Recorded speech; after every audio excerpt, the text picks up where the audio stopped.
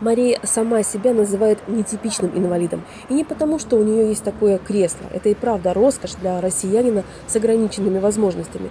Девушка работает на дому, плетет украшения из бисера, сама ездит за продуктами в аптеку, даже зимой. Поэтому о доступности ростовской городской среды для инвалидов знает много. Мало где сделаны пандусы для инвалидов и сделаны очень круто.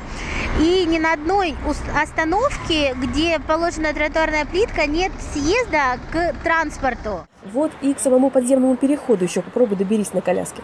Но когда переходы начали оснащать специальными подъемниками для колясок, все были приятно удивлены. Надо же, Ростов превращается в европейский город.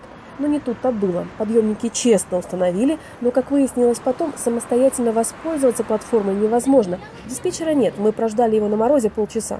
Зачем было все начинать, Мария не понимает. Мое мнение, я считаю, что вот эти устройства, которые поставили в 3 подземных переходах, лучше бы отдали инвалидам, которые не могут выйти из дома, которые не могут выйти и подышать свежим воздухом, которых матери на своих спинах просто, я не знаю, мучаясь, выносят для того, чтобы они подышали и погуляли. Всего в Ростове 4 перехода оснащены такими платформами.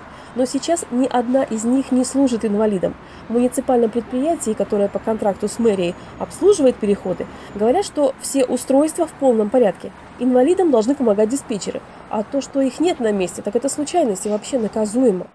Позавчера была прокуратура, и было все поднималось, опускалось при температуре 15 градусов мороза. Вы туда придите, так, нажмите, в течение 2 минут они должны подойти. Если нет, набирайте меня.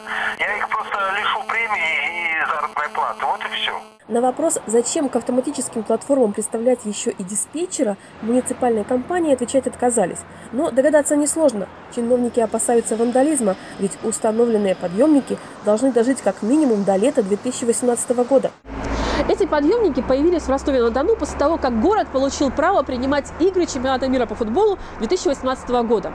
Ожидалось, что гости Донской столицы будут приятно удивлены комфортабельностью города и его лояльностью к людям с ограниченными возможностями. А пока что от местных людей с ограниченными возможностями эти блага цивилизации спрятаны в железные ящики.